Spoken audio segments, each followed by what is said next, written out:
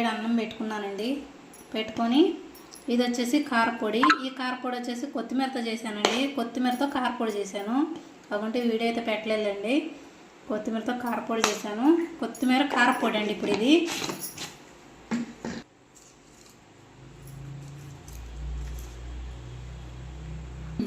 ఇదిగోండి తీసుకొని వేసుకుంటున్నాను. వేసుకొని కరివేపాకు ఉంది కదా, ముద్దలో నంచుకొని తినేస్తానండి. నెయ్యిలో బాగా వేగింది కదా.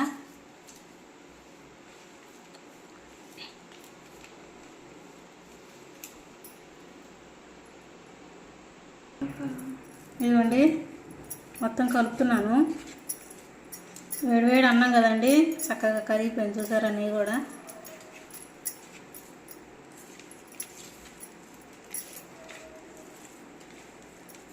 కరివేపాకు కూడా కలిపేసాను.